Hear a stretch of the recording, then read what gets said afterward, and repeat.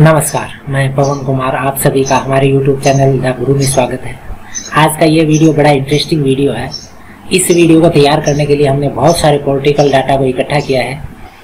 तो हमने जैसा पॉलिटिकल रैलियों के अंदर, पॉलिटिकल मंचों के ऊपर कई बार ऐसी बातें होती हैं, उन बातों को समझने के बाद में लगा कि एक्चुअल में वास्तविक आंकड़े जो हैं वो स्टूडेंट तक और साथियों तक पहुंचाए जाएं, जिससे कि वो भी इन चीज़ों को समझें। जैसे राजनीतिक मंचों के ऊपर ये डिक्लेरेशन होता है कि कांग्रेस पार्टी ने 70 साल तक राज किया। तो ये जो बात है, इस बात को जब समझा डाटा के द्वारा तो ये लगा कि एक्चुअल में ये 70 साल नहीं है, कुछ चेंज है ये। तो आज की इस वीडियो में हम इन चीज़ों के ऊपर चर्चा करने वाले हैं। कौन व्यक्ति कितने समय तक प्रधानमंत्री रहा और कुल मिला के पार्टियों का शासन कितने कितने साल तक रहा। तो बड़ा इंटरेस्टिंग वीडियो है, डाटा के साथ वीडियो है, परीक्षाओं में आपकी अच्छी मदद करेगा। जनरल नॉलेज में बहुत शानदार वीडियो रहेगा। तो आपका अगर कोई सुझाव है तो कमेंट बॉक्स में जरूर डालें, सभी संबंधित स्टूडेंट्स तक शेयर करें। चलिए हम बात करते हैं। जैसे हमने बताया था वही बात है। मेजर रूप से दो पार्टियां हैं, कांग्रेस और बीजेपी। कांग्रेस ने सबसे ज़्यादा समय तक शासन किया, ये सभी को पता है। ये बात राजनीतिक मंचों पे कही जाती है कि कांग्रेस ने 70 साल तक राज किया। इस चीज़ को आप समझें, एक्चुअल में 70 साल नहीं है। जब देश आज़ाद हुआ था 15 अगस्त 1947 से लेके, यानी आगामी जब चुनाव होगा यानी 2024 तक का कंप्लीट वहाँ तक के मैं बात कर रहा हूँ, तो ये आंकड़ा आता है 57 वर्ष और 2.5 महीने। ठीक है, तो जो 70 साल की बात आती है तो वो आंकड़ों के हिसाब से तो फिट बैठती नहीं है। और बीजेपी का शासन कितने समय तक रहा? बीजेपी का शासन रहा 19 वर्ष और 7 महीने का। अब मैं इसको अलग अलग डिवाइड करके समझाऊंगा। ये 57 साल है।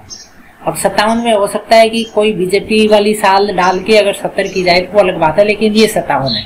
अब 57 को डिवाइड करेंगे, अपन 19 को भी डिवाइड करेंगे, क्योंकि बहुत बार ऐसी स्थितियां भी हुई कि कांग्रेस ने दूसरी पार्टियों को समर्थन भी दिया है या बीजेपी ने भी दूसरी पार्टियों को समर्थन दिया है। तो हम कांग्रेस की बात करें।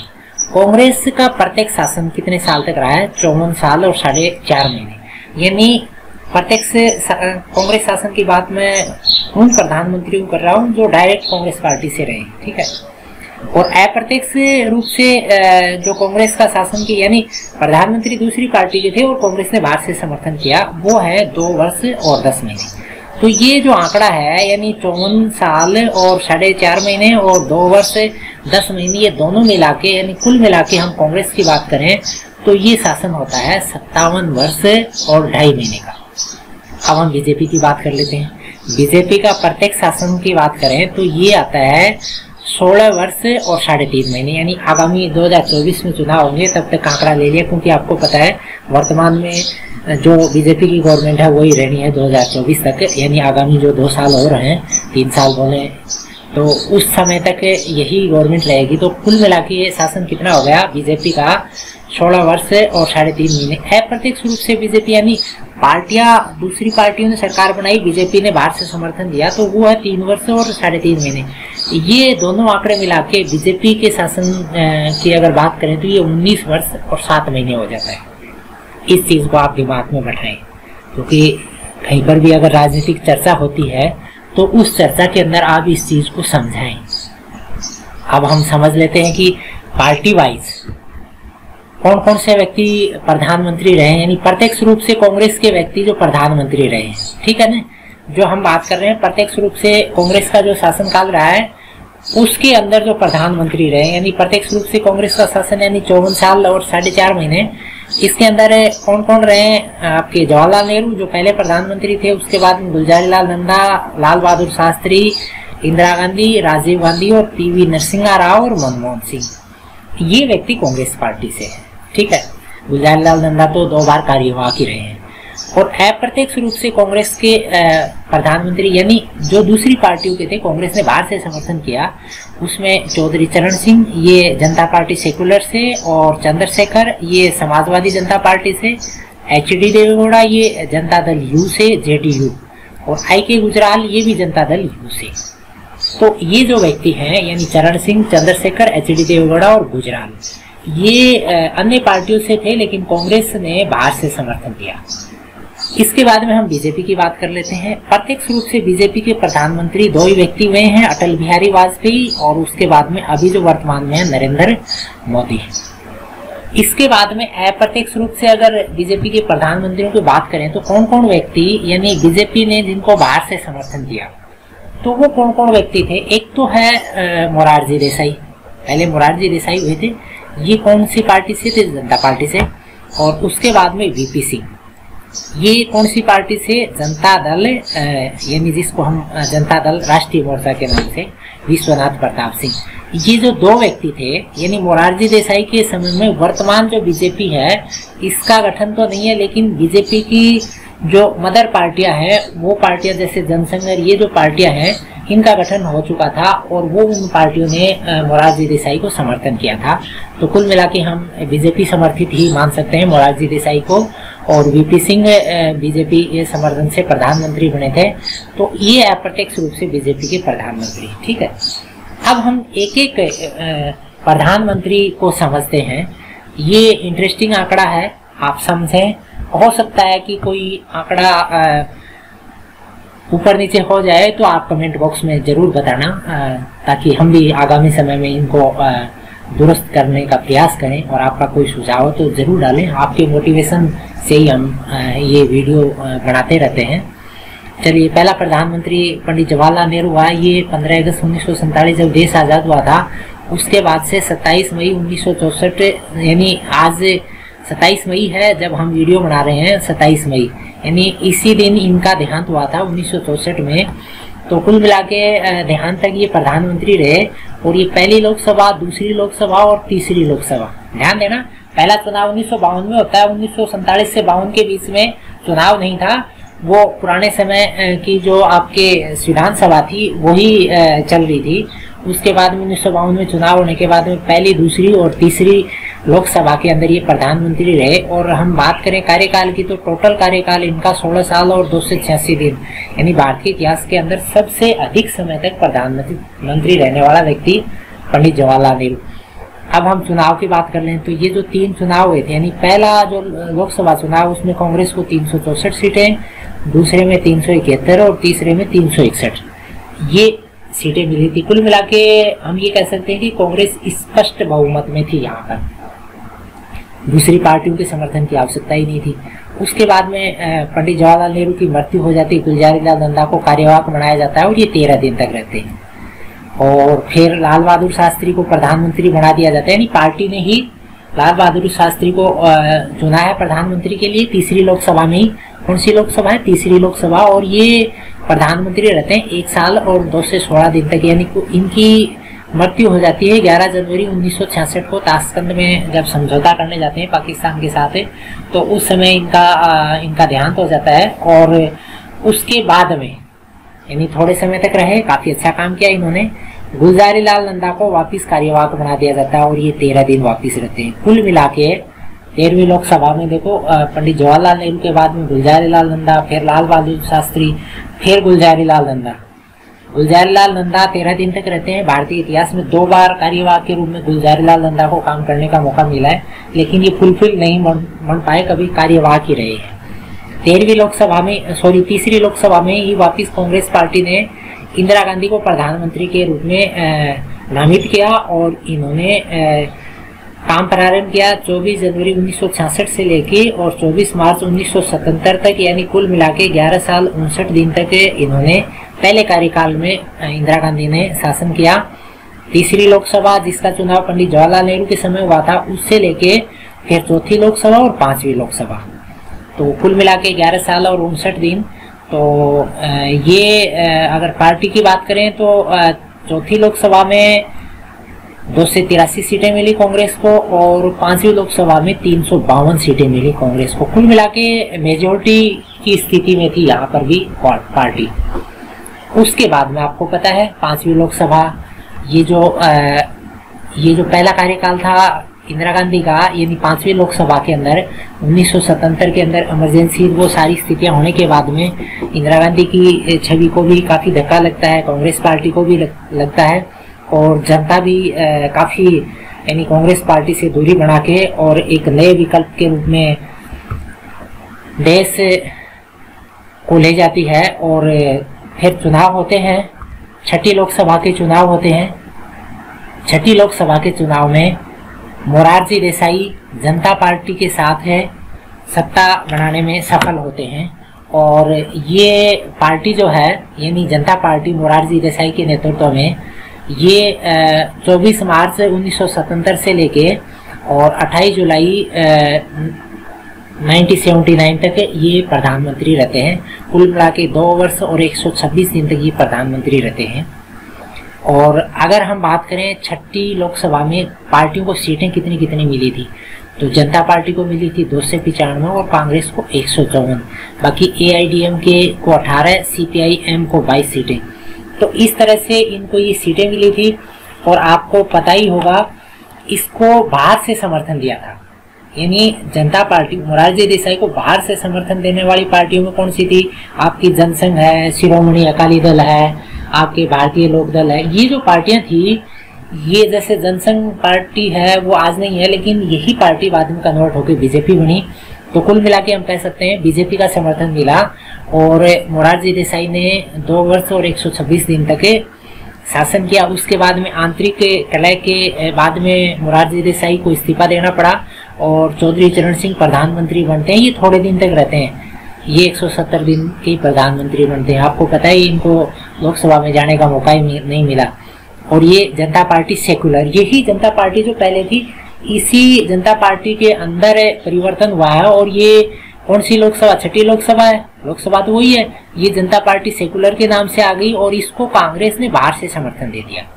चौधरी चरण सिंह प्रधानमंत्री बने और कांग्रेस ने इसको बाहर से समर्थन दे दिया, लेकिन फिर भी अंदर खींचातानी रही। कुल मिला के भंग हो गई छठी लोकसभा। और उसके बाद में 7वीं लोकसभा के चुनाव होते हैं। पता आपको 5वीं लोकसभा के बाद में कांग्रेस से काफी मोह भंग हो गया था जनता का, लेकिन 7वीं लोकसभा के चुनाव होते हैं इंदिरा गांधी के नेतृत्व में और कांग्रेस जो है स्पष्ट बहुमत से वापिस आ जाती। 377 सीटें मिलती हैं, ठीक है। और इंदिरा गांधी यानी अब देहांत जब तक होता है उनको, यानी जब उनका देहांत 31 अक्टूबर 1984 को देहांत होता है, तब तक यानी 4 साल और 291 दिन तक प्रधानमंत्री रहती है दूसरे कार्यकाल में, ठीक है। तो कुल मिला के इंदिरा गांधी का कार्यकाल दूसरे नंबर पे हो जाता है। पहले नंबर पे पंडित जवाहरलाल नेहरू का, दूसरे नंबर पर इंदिरा गांधी का कार्यकाल हो जाता है। इंदिरा गांधी की मृत्यु के बाद में, इंदिरा गांधी की मृत्यु हो जाती है 1984 में 21 अक्टूबर को। उसके बाद में कांग्रेस पार्टी के द्वारा 7वीं लोकसभा के अंदर ही राजीव गांधी को प्रधानमंत्री नियुक्त कर दिया जाता है। और ये बाद में 8वीं लोकसभा के चुनाव होते हैं। तो कुल मिला के इनकी मृत्यु होती है तब तक, यानी 2 दिसंबर 1989 तक, यानी 5 साल 32 दिन तक ये प्रधानमंत्री रहते हैं। और 8वीं लोकसभा के जो चुनाव होते हैं यानी राजीव गांधी के नेतृत्व में, उसके अंदर कांग्रेस अपने रिकॉर्ड सीटों पे पहुंचती है और ये 426 सीटें। आज तक किसी भी अन्य पार्टियों ने वो आंकड़ा प्राप्त नहीं किया है। कांग्रेस भी इस आंकड़े को कभी नहीं छू पाएगी। तो राजीव गांधी ने अपने नेतृत्व में कांग्रेस को जिस शिखर पे पहुंचाया, उस शिखर पे इंदिरा और आपके पंडित जवाहरलाल नेहरू ये भी नहीं पहुंचा सके जितना राजीव गांधी ने पहुंचाया। उसके बाद में राजीव गांधी का देहांत हो जाता है। बाद में जो 9वीं लोकसभा के लिए चुनी जाती है सरकार, 9वीं लोकसभा, उसके अंदर VP सिंह प्रधानमंत्री बनते हैं और ये 343 दिन तक रहते हैं। और ये पार्टी होती है जनता दल राष्ट्रीय मोर्चा और इसको बीजेपी बाहर से समर्थन देती है, ठीक है।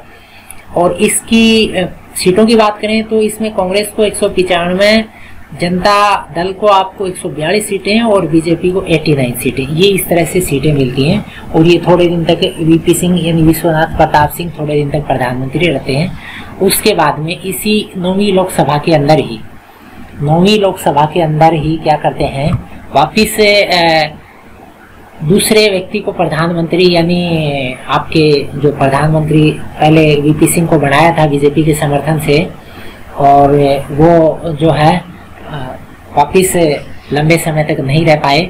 और कांग्रेस ने समाजवादी जनता पार्टी को समर्थन दिया और चंद्रशेखर को प्रधानमंत्री बनाया। ये कौन सी पार्टी? समाजवादी जनता पार्टी। और ये कितने दिन तक रहते हैं? 2 से 23 दिन तक 9वीं लोकसभा चल रही है। उसके बाद में 10वीं लोकसभा के चुनाव होते हैं। पीवी नरसिंह राव प्रधानमंत्री बनते हैं और कांग्रेस के ये प्रधानमंत्री यानी काफी दिन बाद में कांग्रेस के प्रधानमंत्री बनते हैं और ये 4 साल 330 दिन तक के प्रधानमंत्री रहते हैं। और पीवी नरसिंह राव जब प्रधानमंत्री बनते हैं उस समय 10वीं लोकसभा में कांग्रेस को 252 सीटें प्राप्त होती हैं। उसके बाद में कांग्रेस का धीरे धीरे डाउनफॉल आता है और अटल बिहारी वाजपेयी यानी बीजेपी धीरे धीरे उभार की ओर जाती है। और 11वीं लोकसभा का जब चुनाव होता है, 11वीं लोकसभा में अटल बिहारी वाजपेयी प्रधानमंत्री बनते हैं और ये थोड़े दिन तक रहते हैं, 16 दिन प्रधानमंत्री रहते हैं। और 11वीं लोकसभा के अगर आंकड़ों की बात करें तो बीजेपी को 161 सीटें और कांग्रेस को 140, यानी काफ़ी नज़दीकी थे। इसी कारण ज़्यादा समय तक नहीं रह पाए और अन्य पार्टियों ने बीजेपी से समर्थन वापस ले लिया, यानी अटल बिहारी वाजपेयी बहुमत सिद्ध नहीं कर पाए और इनकी सरकार गिर जाती है, आपको पता ही होगा। उसके बाद में एच.डी. देवेगौड़ा कांग्रेस के समर्थन से प्रधानमंत्री बनते हैं, एच.डी. देवेगौड़ा।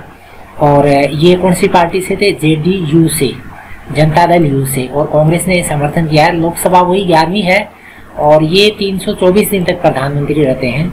उसके बाद में एच.डी. देवेगौड़ा को हटा के और आई.के. गुजराल, इंद्र कुमार गुजराल को, जेडीयू का है, पार्टी वही है, कांग्रेस का ही समर्थन है। 11वीं लोकसभा में आई.के. गुजराल को प्रधानमंत्री बनाया जाता है और ये 332 दिन तक, यानी कुल मिला के साल नहीं कर पाए, पूरी 1 साल नहीं निकाल पाए ये दोनों। अटल बिहारी वाजपेयी थोड़े दिन तक रहे, एच.डी. देवेगौड़ा, आई.के. गुजराल। कुल मिला के 11वीं लोकसभा में ये 3 व्यक्ति जल्दी यानी हार मान गए और आपसी खींचातानी के बाद में लोकसभा का आगामी चुनाव होता है। और 12वीं लोकसभा के अंदर अटल बिहारी वाजपेयी जो है वापस प्रधानमंत्री बनते हैं, लेकिन थोड़े दिन बाद में इनकी सरकार गिर जाती है। फिर 13वीं लोकसभा के चुनाव होते हैं, तो 13वीं लोकसभा के बाद में पूरा समय निकालते हैं। कुल मिला के बाद में ये 12वीं और 13वीं मिला के 6 साल और 64 दिन तक ये प्रधानमंत्री रहते हैं। अगर आंकड़ों की बात करें तो 12वीं लोकसभा के अंदर बीजेपी को 182 सीटें और कांग्रेस को 141, और 13वीं लोकसभा के अंदर बीजेपी को 180 और कांग्रेस को 114, यानी अब एनडीए का गठबंधन कर लेते हैं। और एनडीए गठबंधन होने के बाद में पार्टियां यानी चुनाव से पहले एक अलायंस बना के चुनाव लड़ती हैं, तो उसके अंदर एक सामंजस्य बेहतर होता है। और ये गठबंधन का अच्छा कॉन्सेप्ट अटल बिहारी वाजपेयी ने सबसे पहली बार पेश किया था। और उसके बाद में यानी 11वीं लोकसभा के अंदर जिस प्रकार से देश के अंदर अस्थिरता आई थी, उस अस्थिरता के दौर को खत्म किया अटल बिहारी वाजपेयी ने। शानदार कार्यकाल रहा है इनका। उसके बाद में यानी 13वीं और 14वीं लोकसभा के बाद में 12वीं और 13वीं के अंदर अटल बिहारी रहते हैं। 14वीं लोकसभा के अंदर वापिस कांग्रेस ने एक गठबंधन बनाया, उसका नाम था यूपीए। उस गठबंधन के नेतृत्व में चुनाव लड़ा और सफलता हासिल की। और 14वीं और 15वीं लोकसभा के अंदर कांग्रेस यूपीए गठबंधन के साथ सत्ता में आ पाई और मनमोहन सिंह के नेतृत्व में 10 साल और 4 महीने 2 कार्यकाल के अंदर प्रधानमंत्री का कार्यकाल कांग्रेस ने पूरा किया। और आंकड़ों की बात करें तो 14वीं लोकसभा में कांग्रेस को 141 और बीजेपी को 130। बीजेपी का ग्राफ धीरे धीरे बढ़ता ही गया और कांग्रेस 15वीं लोकसभा में 206 और बीजेपी 117। इसके बाद में ये निर्णायक चुनाव होता है नरेंद्र मोदी के नेतृत्व में 16वीं लोकसभा का बीजेपी का नेतृत्व नरेंद्र मोदी ने किया है। और उसके अंदर बीजेपी को 282 सीटें मिलती हैं और कांग्रेस अपने सबसे डाउनफॉल की ओर चली जाती है, यानी सबसे डाउन स्थिति यही है 16वीं लोकसभा में। जो कांग्रेस को 44 सीटें मिली थी, वो स्थिति आज तक कभी नहीं आ पाई है। और अब उसके बाद में इसने थोड़ा सा प्रोग्रेस किया है, 5 साल वो निकाल दिए और बाद में 2019 में वापस चुनाव हुए 17वीं लोकसभा के। तो कुल मिला के 2024 तक प्रधानमंत्री नरेंद्र मोदी का कार्यकाल चल रहा है, 10 साल तक का कार्यकाल हो जाएगा। और 7वीं लोकसभा की बात करें तो बीजेपी ने अपना ग्राफ और बढ़ाया, 303 सीटें, और कांग्रेस ने भी थोड़ा बढ़ाया, 52 सीटें हो गई। तो ये जो आंकड़े हैं, इन आंकड़ों का पूरा विश्लेषण करने के बाद में हमने वो जो आंकड़ा बताया था कि कौन सा पार्टी कितने साल तक सत्ता में रही, अब हम लगे हाथ है कौन व्यक्ति कितने दिन तक प्रधानमंत्री रहा, ये भी समझ लें, आपकी इंटरेस्ट की चीज़ है। तो पंडित जवाहरलाल नेहरू की बात करें तो ये सबसे ज़्यादा दिन तक रहे, 16 साल तक और 9.5 महीने। और इंदिरा गांधी दूसरे नंबर पे 15 साल और 11 महीने, और मनमोहन सिंह ये 10 साल और 4 महीने, ठीक है। और नरेंद्र मोदी अभी 10 साल पूरे ही हो जाएंगे इनको 2024 में।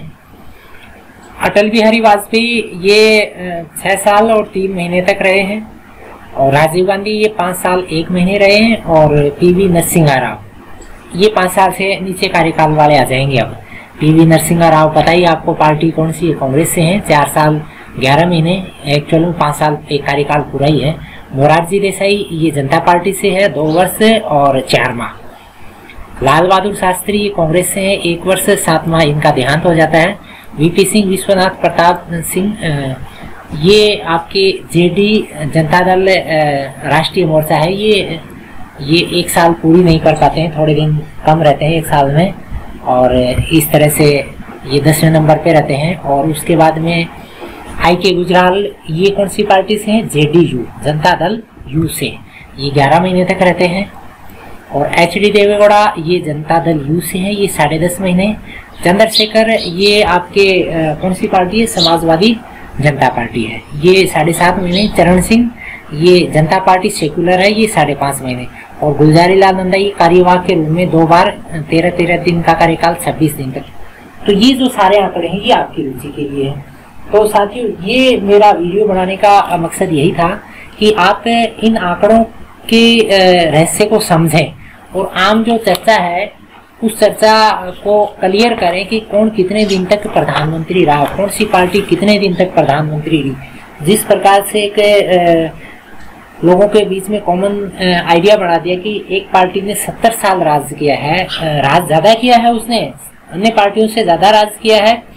तो लेकिन 70 साल का जो फिगर है उस फिगर को मैं सभी तरह से सर्च करके देखने का, सभी एंगल से सर्च करने का, डायरेक्ट या इनडायरेक्ट रूप से एक्चुअल में वो 57 साल और 2.5 महीने ही बैठा है।